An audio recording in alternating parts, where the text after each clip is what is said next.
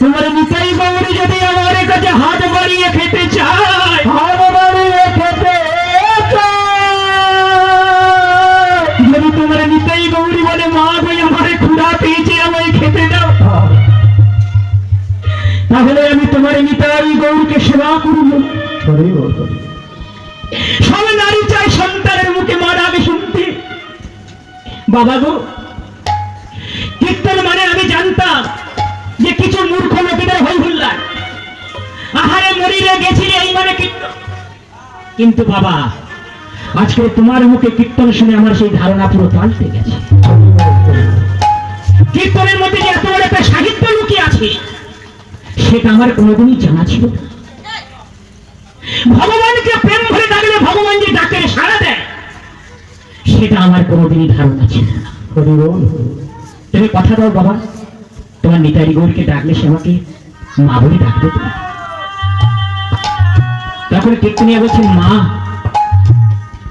ভগবানের সঙ্গে 5 ভালো সম্পর্ক তৈরি করা যায়। কেউ যদি ভগবানকে তার শাখা রূপে ভাবে, বন্ধু রূপে ভাবে, ভগবান তাহাকে বন্ধুর মতো করে তার সঙ্গে সম্পর্ক তৈরি করে।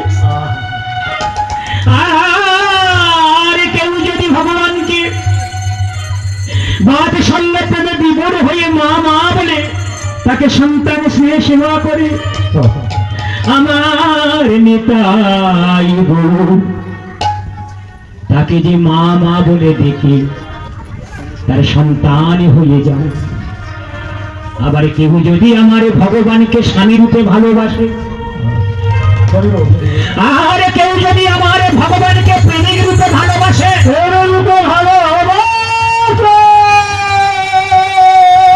আমার প্রেমের অবতার ভগবান তার কাছে প্রেমিক হয়ে যায়। তাই বলি ওগো মা গো, যে যে ভাব নিয়ে আমার ভগবানকে সেবা করে, আমার ভাবগ্রাহী জনার্দনী ভগবান তার সেই মনের আশা পূরণে করে থাকে।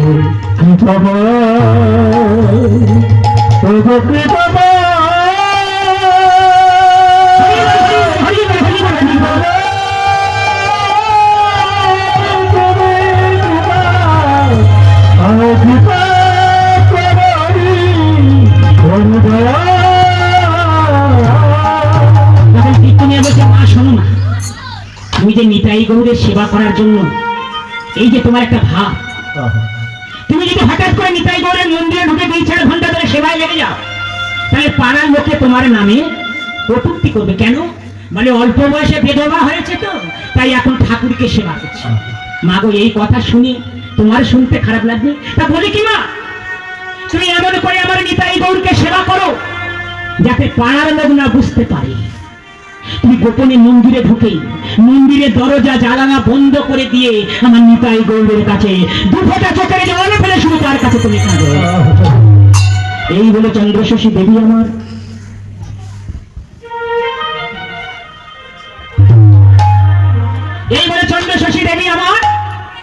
মন্দিরে ঢুকে জানালা দরজা বন্ধ করে দিয়ে নিতাই গৌরের কাছে কাঁদছেন। হে মাধব, মাধব হে, জীবনে কোনোদিন তোমার পুজো করিনি, কেমন করে তোমার পুজো করতে তাও জানি না। বড় লোকের বাড়ি জন্মেছি, বড় লোকের বাড়িতে আদর হয়ে বড় লোক স্বামীর ঘরেতে এসেছিলাম, কিন্তু দুর্ভাগ্য কপাল বসে স্বামী হারা হয়েছি।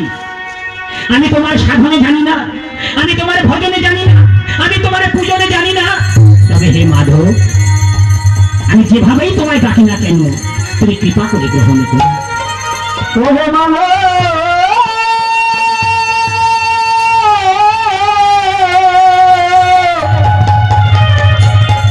হে মাধব,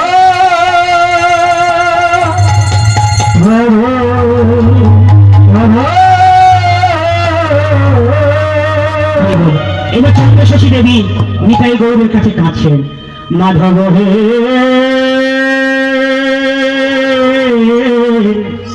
হে মাধব, মাধব বহুত মিনতি করিত, মাধব হে হে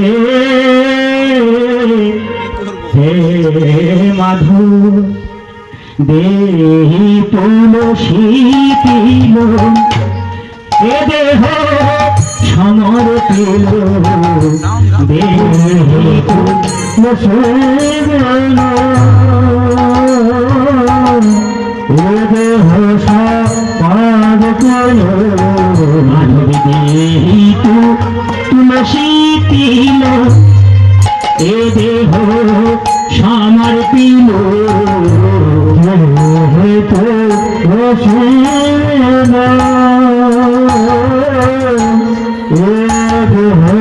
সমর্পিল দয়া যেন না ছাড়িও দয়া যেন না ছাড়িও মাধবে আমার দয়া ছেড়ে না গো আমার দয়া ছেড়ে না গো আমার দয়া ছেড়ে না আমার দয়া ছেড়ে না গো আমি অভাগিনী আসিয়াছি আমার দয়া ছেড়ে না গো আমি আসিয়াছি আমার দয়া ছেড়ে না গো আরে দয়া যেন না ছাড়িও দয়া যেন না ছাড়িও আরে তুই জগন্নাথ জগতে কহায়সী জগন্নাথ জগতে কহায়সী আরে তুই জগন্নাথ হে মাধব তুমি জগন্নাথের জগতে না জগৎবাসী সকলে তোমার চরণে আশ্রয় গ্রহণ করেছে তাহলে আমি তোমার চরণ থেকে কেন বঞ্চিত হব মাধব আরে তুই জগন্নাথ জগতে কহায়সী জগন্নাথ জগতে কহায়সী জগবাহী নহি মুই ছাড় মাধব হে জগবাহী মুই ছাড় মাধব হে আমি হতে পারি দুরাচারী আমি হতে পারি পাপাচারী কিন্তু মাধব আমি এও জানি এই জগতের দস্যু চোর সাধু সকলে তোমার সন্তান কি মাথায় তো তোমার চোখে তো সকলে সমান তাহলে তোমার চরণে অনেক আশা করে এসেছি মাধব কৃপা করে তুমি আমাকে তোমার চরণে ঠাঁই দিও জানি না মাধব এই জন্মের পরে আমার পশু কুলে জন্ম হবে কিংবা পাখি কুলে জন্ম হবে এই জন্মের পরে আমার কোন কুলে জন্ম হবে আমি জানি না তবে আগে থেকে তোমার চরণে আবেদন করে যাচ্ছি আমার যে কুলে জন্ম হবে না কেন আমি সেই কুলে গিয়ে যেন তোমার চরণে সেবা করতে পারি কি বা মানুষের পশু পক্ষী কুলে জন্মিয়ে মানুষ পশু পক্ষী কুলে জন্ম নিয়ে কি বা মানুষের পশু পক্ষী কুলে জন্মিয়ে কি বা মানুষের পশু পক্ষী কুলে জন্ম নিয়ে মাধবী তুমি যদি আমার পক্ষী কুলে জন্ম দাও তাহলে আমার ময়ূর পক্ষী করে জন্ম দিও মাধব কেন কেন ময়ূর পক্ষী হতে চাইছে কেন ভক্ত ওই ময়ূর পক্ষী পুচ্ছ নিয়ে ভগবানের চূড়ায় লাগানো থাকে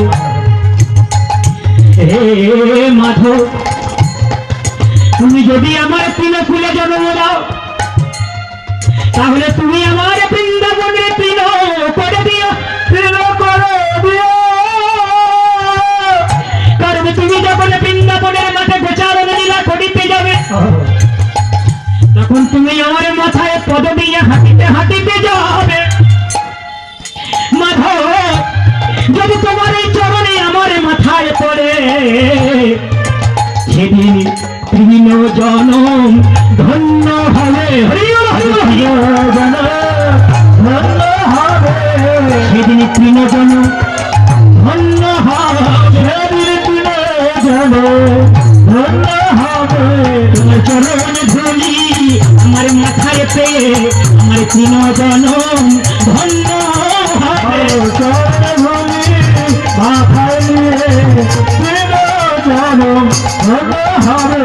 মাধব তোমার চরণে আমার আর একটা মিনতি আছে, যদি তুমি আমার পশু খুলে জন্ম দাও তাহলে আমার গোমাতা করে দিও মাধব।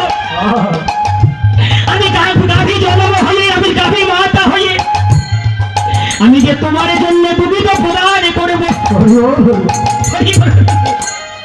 আমি জানি মাধব তুমি ছানা মাখন ঘিতে খেতে খুবই পছন্দ করো, তাহলে আমার দুবিধ নিয়ে তোমার জন্য ছানা তৈরি হবে, মাখন তৈরি হবে। যখন তোমার সেবার তরে ওই ছানা মাখনে ভোগে লাগাবে তখন মাধবী আমার তখন মনে মনে হবে গাভী জনম ধন্য হবে, গাভী ধন্য হবে। যদি সেবা দিতে পেরে আমার গাভী জনম ধন্য হবে, সেবা দিতে পেরে গাভী জনম ধন্য হবে। মাধবে তুমি যদি আমার মানবে কুলে জন্ম দাও তাহলে তোমার চরণে আমার একটাই নিবেদনে মাধব, তুমি আমাকে কোনো বৈষ্ণব কিংবা ব্রাহ্মণের ঘরে জন্ম দিও। তুমি যদি আমার বৈষ্ণব ঘরেতে জন্ম দাও, যদি কোনো বৈষ্ণবী মায়ের ঘরে হয়ে আমি জন্মগ্রহণ করিতে পারি, আমি যদি বৈষ্ণবের ঘরেতে বড় হয়ে লালন পালন হতে পারি, তখন মাধবে আমি প্রাণ ভরে তোমার হরি গুণ গান গাইতে পারব। মাধবে হে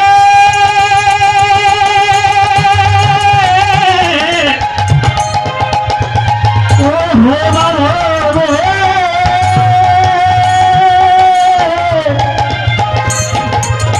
ও হে মাধব,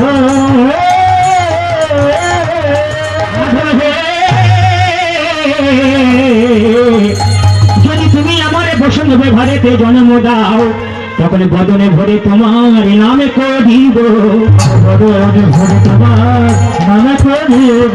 আমি বাহু তুলে নৃত্য করে দেব, বদনে ভরে তোমার নাম করিব। আমি বাহু তুলে নৃত্য করব, হরি হরি হরি হরি হরি হরি হরি হরি বাহু তুলে নৃত্য করব, হরি হরি হরি হরি বাহু তুলে নৃত্য করব।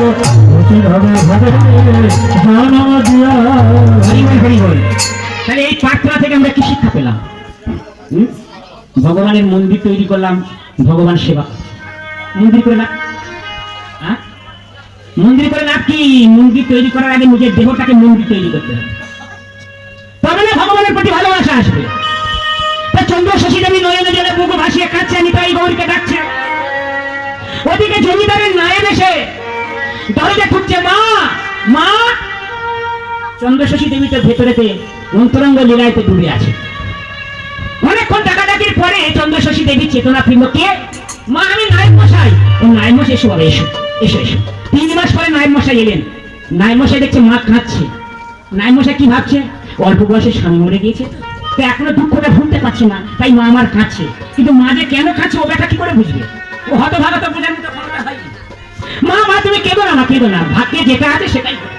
হ্যাঁ শোনো মা, তুমি যদি রাত দিন কাঁদবে তাহলে তোমার জমিদারি কে দেখবে? হ্যাঁ, এই জমিদারি তো চালাতে হবে। শোনো মা, শোনো, একটা কথা বলি শোনো মা, আমাদের কৃষ্ণনগরে যত সম্পত্তি আছে সব জমিদার বাবু ছিল, কিন্তু তুমি জানো না মা, এই কৃষ্ণনগর ছাড়াও বীরভূম জেলায় যত সম্পত্তি আছে সব আমাদের জমিদার বাবুর আছে। কিন্তু মা, আজ 3 মাস হলো বীরভূমের প্রজারা খাজনা দিচ্ছে না। আচ্ছা মা, খাজনা যদি না আসলে জমিদারি চলবে কি করে? তাই বলি মা, সবে তোমার স্বামী তো মরে গিয়েছে, আর এই অবস্থায় যদি প্রজাদের কাছে গিয়ে খাজনাটা চাওয়া হয়, আমার মনে হয় তোমার মুখের দিকে চেয়ে প্রজারা যতদিনের খাজনা আছে সব শোধ করে দেবে। তাই না বাবা? হ্যাঁ, একটা মনে একটা অনুভূতি আছে যে স্বামী হারিয়েছে। তো বাবা কি হচ্ছে, চল কবে যাওয়া হবে? মাগো শুভস্য শীঘ্র, দেরি করে উচিত নয়। আগামী কালকে ভোরবেলায় চলো আমরা কৃষ্ণনগর থেকে বীরভূমের উদ্দেশ্যে যাত্রা করি। তাই নাই মশাই কি করলেন, পার্টি ঠিক করলেন। কালকে গিন্নিমা যাবে, কোথায় যাবে? কোন গ্রামের কথা বললাম? বীরভূম। বীরভূমে গেছেন? হ্যাঁ, কেন যাবে? সোনারপুরের পাল্লায় পরে হাবিলেবু খাচ্ছে, আবার বীরভূম। একা সোনারপুরের পাল্লায় পরে আর ঘরতে বাইরে বেরোবার সময় হয় না। ঠিক আছে, হরি বল। গিন্নিমা বীরভূমে যাবে। এই বীরভূম জেলা আমাদের পশ্চিমবঙ্গের মধ্যে যত জেলা আছে, এই বীরভূম হলো সর্বশ্রেষ্ঠ জেলা। কোন দিক দিয়ে? আধ্যাত্মিক দিক দিয়ে। তাই যাই হোক, পার্কি টার্কি সাজিয়েছে, পার্কি টার্কি সাজিয়ে পার্কি করে নিয়ে গিন্নিমাকে নিয়ে কৃষ্ণনগর থেকে বীরভূমে যাওয়া হচ্ছে। পার্কি দেখেছেন আপনারা? কারা কারা পার্কি দেখেছেন? পার্কি দেখেছেন? পার্কি চড়েছেন কারা? আগেকার দিনে মায়েরা থাকলে পার্কি চড়ে বিয়ে হতো, তাই না? এখন আর পার্কি নেই। চারজন ব্যক্তি পার্কিটাকে বয়ে নিয়ে যায়, তাই না? আর তারা যখন পার্কিটা বয়ে নিয়ে যায়, তারা একটা আনন্দের সঙ্গে গান করে। হ্যাঁ, একটা আনন্দের সঙ্গে গান করে। কি গান বলুন তো? হ্যাঁ, হুনহুনা রে হুনহুনা, হুনহুনা রে হুনহুনা, হুনহুনা রে হুনহুনা, হুনহুনা রে হুনহুনা, হুনহুনা রে হুনহুনা, হুনহুনা রে হুনহুনা, হুনহুনা রে হুনহুনা, হুনহুনা রে হুনহুনা। এই গিন্নিমা পার্কি বসে আছে, নাইন মশাই বসে আছে, আর চারজন ব্যক্তি পার্কিটাকে বয়ে নিয়ে যাচ্ছে। আর উঠে বলছে হুনহুনা রে হুনহুনা, হুনহুনা রে হুনহুনা, হুনহুনা রে হুনহুনা, হুনহুনা রে হুনহুনা। কিছু বলে গিয়েছে। গিন্নিমা বলছে দাঁড়াও দাঁড়াও দাঁড়াও, ও বাবা পেয়ারা দাঁড়াও। কি হয়েছে মা, তোমরা কি একটা আওয়াজ করছো না? বলে মা, এই আমরা পেয়ারা তো পার্কি বয়ে নিয়ে যাই, বড় কষ্ট হয়, তো আমরা একটা গান করি। সেই গানে তালে তালে নাচতে নাচতে যাই, আমাদের আর কষ্ট মনে হয় না। বলে হ্যাঁ, গান করছো ভালো, গানের কথাটা কি? ওই হুনহুনা রে হুনহুনা। বলে এর অর্থ কি? বলছে কি অর্থ আমরা অত বুঝি না, আমরা কষ্ট দূর করার জন্য গান করি, আর এই তালে তালে নাচতে নাচতে যাই। অল্প দিনের মধ্যে চন্দ্রশেষী দেবীর কত পারমার্থিক উন্নতি হলো। বলে বাবা, এই জগতে এমন কথা বলবে যে কথার মধ্যে ভগবানের কথা লুকিয়ে থাকে। শোনো বাবা, ভগবানের কথা যারা জগতে যত কথা আছে সব হলো প্রজল্প কথা, সজল বিষয়ের কথা। ওই কথা বলে কোনদিন জগতের মানুষের কল্যাণ হবে না। যদি ভগবানের কথা বলো, তাহলে জগতের মানুষের প্রকৃত কল্যাণ হবে। শোনো বাবা, তোমরা যে গানটা করছো ভালো, ওই গান আমি করতে বারণ করছি না, ওর সঙ্গে একটা শব্দ জুড়ে দেবে, একটা কথা জুড়ে দেবে। বলে কি? শোনো বাবা, তোমাদের এই হুনহুনার সঙ্গে জুড়ে দাও। হুনহুনা রে হুনহুনা, হুনহুনা রে হুনহুনা, দৌড়বি না বলবো না, দৌড়বি না বলবো না।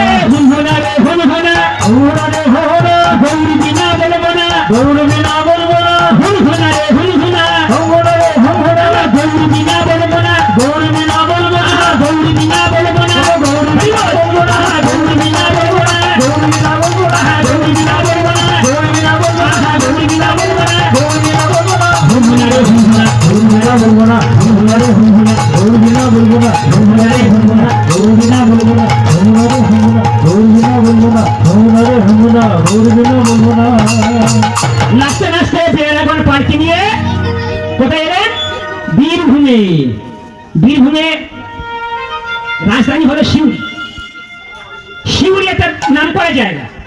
সেই সিউড়ির কাছাকাছি ওই বীরভূম জেলার মধ্যে একটা জায়গা আছে, নাম হলো কোটরা, কোটরা গ্রাম। সেই কোটরা গ্রামের লীলা এটা। যদি কেউ প্রমাণ পেতে চান, এখনো পর্যন্ত সেই জায়গা আছে। আপনারা বীরভূমের সিউড়ি নেমে কোটরা নাম বলে সবাই দেখিয়ে দেবে, যেখানে নিতাই গৌর প্রতিষ্ঠিত হয়েছিলেন। সেই যেতে যেতে পালকি যেতে যেতে হঠাৎ করে দেখছে একটা উঁচু জায়গা ঢিমির মতো হয়ে আছে। তখন জমিদার গিন্নি নামকে বলছে, নাই মশাই, এই জায়গাটা উঁচু হয়ে আছে কেন? নাই মশাই বলছে, আমি তো জানি না মা, গ্রামবাসীকে জিজ্ঞাসা করুন। আর যেই না গিন্নিমা সবে বীরভূমে প্রবেশ করেছে, আমার গিন্নিমা এসেছে এই কথা শুনে, জমিদার গিন্নি এসেছে এই কথা শুনে, গ্রামের মানুষ যে যেখানে ছিল সবাই ভয়েতে ঘরের মধ্যে লুকিয়ে পড়েছে। সবাই ভয়েতে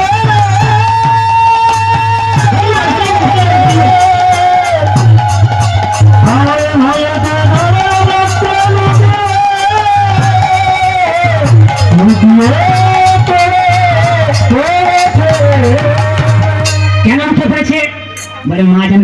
খাজনা চাইতে এসেছে, 3 বছর খাজনা দিচ্ছে না, সব ভয়েতে পালিয়েছে। তখন জমিদার গিন্নি নায়ক বলছে, নায়ক মশাই, আরে গ্রামবাসীরা পালাচ্ছে কেন? বলে, মা, ওরা তো 3 বছর খাজনা দিচ্ছে না, তাই আপনি এসেছেন শুনে ওরা সব ভয়েতে পালিয়েছে। বলে, কোনো ভয় নেই, সবাইকে ডাকো, সবাইকে ডাকো, আমি সকলের সঙ্গে কথা বলবো, ওরা কেন আমাকে দেখে পালিয়ে যাচ্ছে। তা গ্রামবাসী বৃন্দ সবাইকে ডাকলো, শোনো শোনো গ্রামবাসী বৃন্দ, আমাদের গিন্নি মা আপনাদের সঙ্গে কথা বলবে, আপনারা সবাই চলে আসুন। তখন আবার সবাই ঘর থেকে বেরিয়ে এলো। তখন গিন্নি মা বলছে, আচ্ছা আপনারা বলুন, আপনারা কেন 3 বছর ধরে খাজনা দিচ্ছেন না?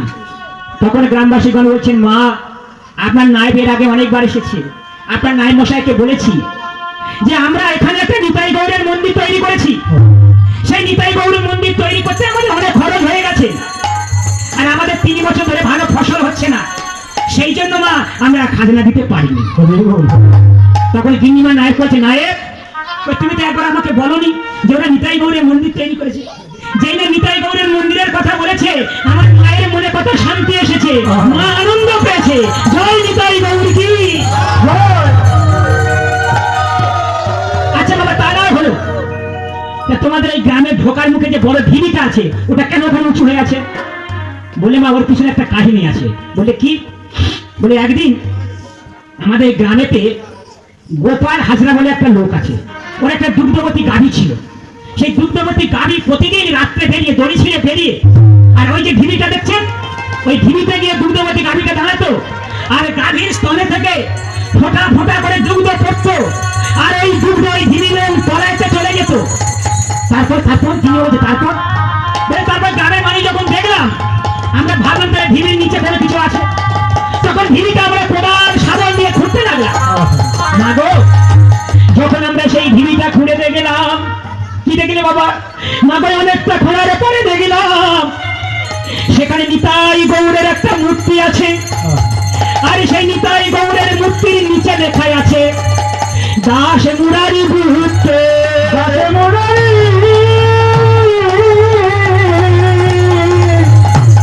দাস মুরারি।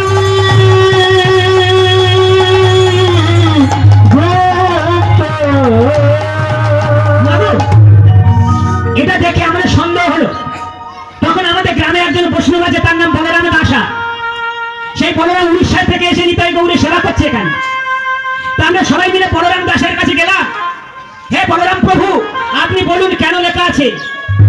তখন সেই বলরাম বৈষ্ণব তিনি সেটা দেখে বললেন, হে গ্রামবাসী বৃন্দ, তোমরা বড় সৌভাগ্যবান, এটা নিতাই গৌড়ের বিগ্রহ, আর গৌরাঙ্গের একজন পার্শ্ব ছিলেন মুরারি গুপ্ত। সম্ভবত সেই মুরারি গুপ্ত এই বিগ্রহকে সেবা করত, সেই জন্য সেই বিগ্রহের নিচে লেখা আছে দাস মুরারি গুপ্ত। তোমরা বড় ভাগ্যবান গ্রামবাসী বৃন্দ, তোমরা বড় ভাগ্যবান, তোমরা আনন্দ করো, তোমাদের হাতে সেবা পাওয়ার জন্য নিতাই গৌড় প্রকটিত হয়েছে। তোমরা নিতাই গৌড়ের জন্য একটা মন্দির নির্মাণ করে, আর সবাই মিলে বাহু মিলে বলো, হরি বল হরি বল, হরি বল হরি বল, হরি বল হরি বল, হরি বল হরি বল, হরি বল হরি বল, হরি বল হরি বল, হরি বল হরি বল, হরি বল হরি বল। আমার নিত্যানন্দের বল, অদ্বৈত বল, আমার গদাধরের বল, আমার গৌরী চাঁদের বল, আমার নিত্যানন্দের বল, আমার অদ্বৈত বল, আমার গদাধরের বল, আমার নিতাই চাঁদের বল।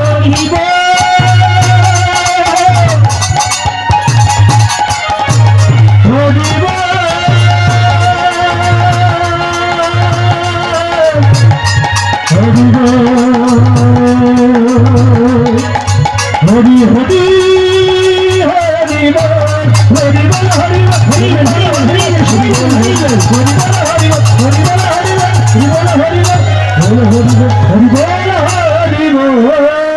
এই গানিটা গিয়ে দুর্গ দিত, নিতাই গৌর সেবা করত।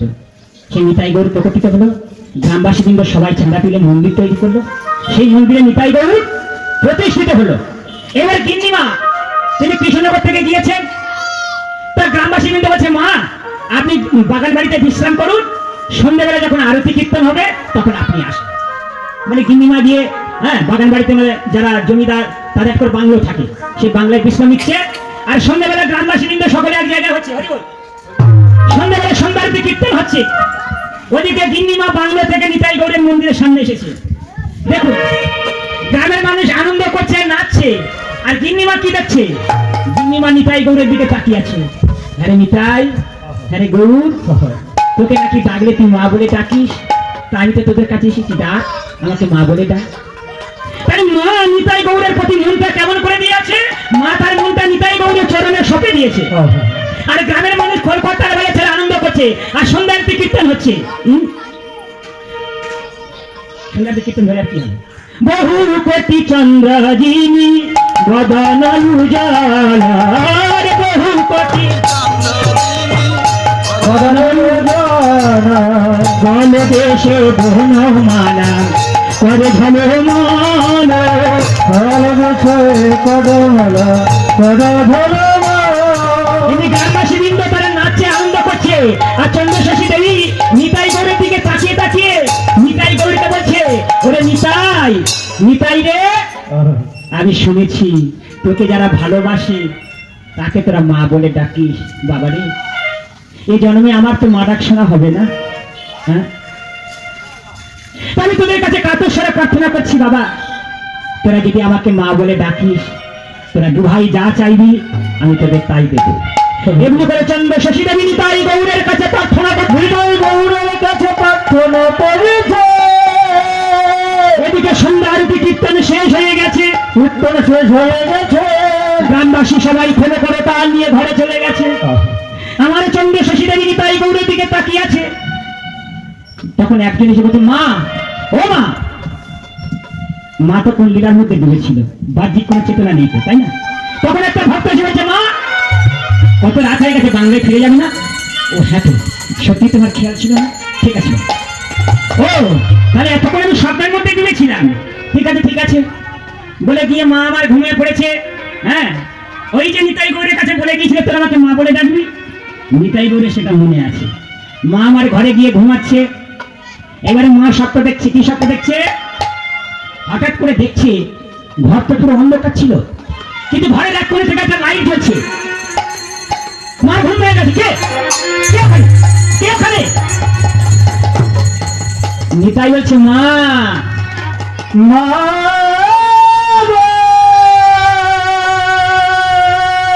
মা গো, আমরা গৌরী নিতাই এসেছি তোমার কাছে। গৌরী নিতাই চলে এসেছি, তোরা তো ঠাকুর, তোরা তো মন্দিরে ছিলিস, তোরা এখানে কি করে এলি? মা গো, শোনো মা, এই জগৎবাসীর কাছে আমরা ভগবান, আমরা ঠাকুর, যারা অভক্ত তাদের কাছে আমরা মূর্তি, আর যারা আমাকে প্রেম দিয়ে আমাকে ভালোবাসে আমরা যে তাদের কাছে ছেলে হয়ে যাই।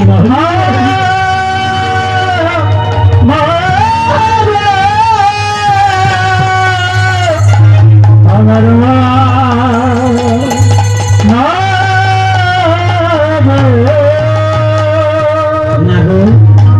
মা, তুমি বলেছিলে না মা বলে ডাকতে? দেখো না, আমরা দু ভাই তোমার কাছে হাঁটতে হাঁটতে এসেছি, তুমি ওঠো না, ওঠো। এই বলে নিতাই গৌর কি করলেন? গিন্নিমার শাড়ির আঁচলটা ধরেছে। গিন্নিমা স্বপ্ন শাড়ির আঁচলটা ধরেছে। ছাড় বাবা, ছাড়। নিতাই গৌর, ছাড় বাবা, ছাড়। না, তোমার কাছে একটা কথা বলে বলে হচ্ছে। কি? মা গো, তুমি বলেছিলে না মা বলে ডাকতে, আর বলেছিলে যা খেতে চাইবে তাই খাবো। হ্যাঁ, বল তোরা কি চাস, বল তোরা কি চাস? মা গো, আমাদের মনের বড় ইচ্ছা মা, কাল সকালে তুমি আমাদের নিজের হাতে রান্না করে খাওয়াবে, আমরা দু ভাই তোমার হাতের রান্না সেবা করব। ছাড় ছাড়, আছো ছাড়, বলছি দুষ্টু ছেলে, ছেড়ে দে। না, ছাড়বো না। তুমি বলো খাবে কি, বলো খাবে কি? না, আঁচল ছাড়বোই না। এই বলে টানাটানি করতে করতে করতে করতে আঁচলের একটা অংশ ছিঁড়ে গেল। সেই ছেঁড়া আঁচলের টুকরোটা নিয়ে নিতাই আর গৌর মন্দিরে গিয়ে দাঁড়িয়ে আছে। এখন গিন্নিমা দেখছে তার আঁচলের শাড়ি একদিকে ছেঁড়া। তখন সবাই ঘুম ভেঙে দিয়েছে। ঘুম ভেঙে মনে মনে ভাবছে, না আমি তো স্বপ্নের মধ্যে ছিলাম, হয়তো স্বপ্নে অনেক কিছু দেখা যায়। যাই হোক, ও ভোর হয়ে গেছে। হ্যাঁ, না তাই আর ঘুমাবো না। এই মন্দিরের পূজারী বলরাম দাস আছে, বৈষ্ণব বলরাম ঠাকুরের কাছে গিয়ে জিজ্ঞাসা করি, আমি এই যে নিতাই গৌরের স্বপ্নটা দেখলাম, এই স্বপ্নটা দেখা ভালো না খারাপ? তাই না, সাধারণ মানুষ তারা অনেক কিছু ভগবান সম্বন্ধে স্বপ্ন দেখলে তারা বৈষ্ণবদের কাছে গিয়ে জিজ্ঞাসা করে এটা ভালো না খারাপ। অবশ্যই এখন পণ্ডিতের আর অভাব নেই, নিজেরা কাউকে জিজ্ঞাসা করে না, নিজেরা সিদ্ধান্ত নিয়ে নেয়। ও বলি দেয় ও দেখা ভালো না, মানে আরেক পণ্ডিত বলে দেবে ও দেখা ভালো না, ও দেখা খারাপ। ঠিক আছে, পণ্ডিতের অভাব নেই, শাস্ত্র জানে না, শাস্ত্র সিদ্ধান্ত করে দেবে। ভগবানকে কোনদিন সেবা করেনি, ভগবানের সেবা কি করে করতে হয় আপনাকে শিখে দেবে। মানে এরকম পণ্ডিতের অভাব নেই, শাস্ত্র সম্বন্ধে কোনো জ্ঞান নেই, আপনাকে উপদেশ দিয়ে দেবে। তো বলরাম প্রভুর কাছে গিয়েছে, মা আমার চন্দ্রশশী দেবী, প্রভু প্রভু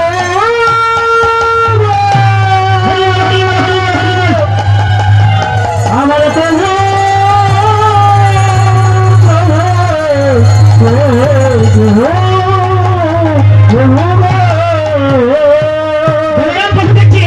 ছুটে ছুটে আসি। মা মা আপনি ভোরবেলা কি মনে করে? বাবা আমি ঘুমিয়ে ঘুমিয়ে একটা স্বপ্ন দেখেছি। কি স্বপ্ন দেখেছো মা? মা আমি স্বপ্ন দেখেছি যে নিতাই গৌর তারা আমার কাছে খেতে যাইছে। নিতাই গৌর এই মন্দিরে নিতাই গৌর আমার শাড়ির আঁচল ধরে টানছে আর আমাকে বলছে তুমি যদি নিজের হাতে কালে করে আমাদের খাওয়াও, নিজের হাতে রান্না করে আমাদের সেবা দাও, তাহলে আমরা খুবই আনন্দ লাভ করতে পারবো।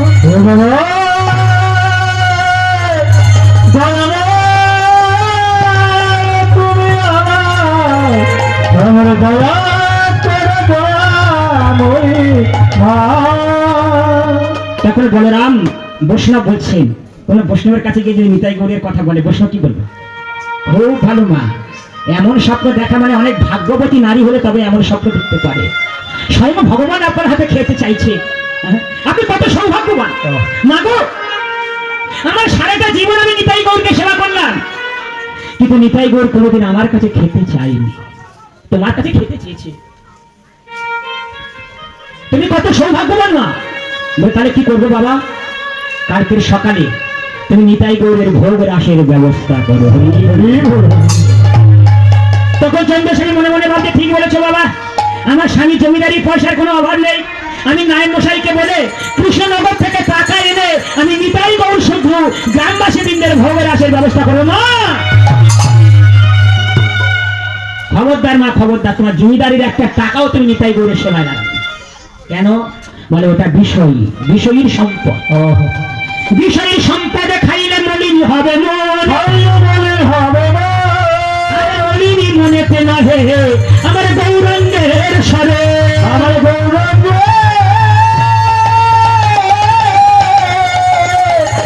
গৌরাঙ্গের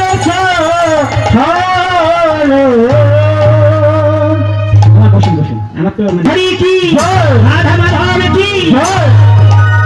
তখন বলরাম প্রভু বলছেন, মা ভগবানের সেবা করতে গেলে ভিক্ষে করতে হবে। তুমি জমিদারের গিন্নি, তোমাকে ভিক্ষে করতে বলতে যেন আমার কেমন লাগছে। প্রভু মা, যদি তুমি তোমার নিতাই গৌরকে ভালোবেসে থাকো, যদি তোমার নিতাই গৌরকে তুমি নিজের হাতে সেবা দিতে চাও, সেবা দিতে আর নিতাই গৌর তোমার হাতে সেবা পাওয়ার জন্য তোমায় বলেছে, তাহলে তুমি গ্রামবাসীর কাছে গিয়ে আঁচলে পেতে ভিক্ষে করো।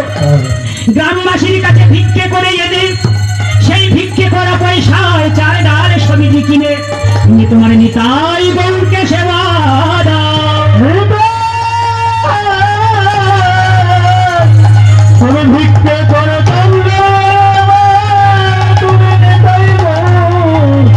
নিতাই গৌরের সেবা সেবা।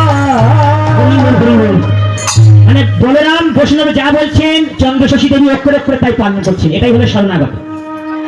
বৈষ্ণব কোনোদিন কাউকে খারাপ পরামর্শ দেয় না, যদি সে প্রকৃত ভগবানের সেবিত বৈষ্ণব হয়ে থাকে। অনেক জানি বৈষ্ণব আছে, বৈষ্ণবের মতো সাজবে কিন্তু বৈষ্ণবের কোনো আচরণ করবে না। যদি তার খপ্পরে পড়ে যান তাহলে ঠকে যাবে। বলরাম দাস বলছেন, মা তুমি ভিক্ষে করো। চন্দ্রশশী দেবী তিনি তখন সকালবেলা গ্রামবাসীর কাছে গিয়ে আঁচল পেতে বলছেন, আমায় ভিক্ষা দাও গো নগরবাসী, ভিক্ষে দাও আমায়, ভিক্ষে দাও গো নগরবাসী, ভিক্ষা দাও আমায়, ভিক্ষা দাও গো নগরবাসী, ভিক্ষে দাও আমায়, আমায় ভিক্ষে দাও গো নগরবাসী, ভিক্ষে দাও আমায়, তোমাদের ভিক্ষা লয়ে তোমাদের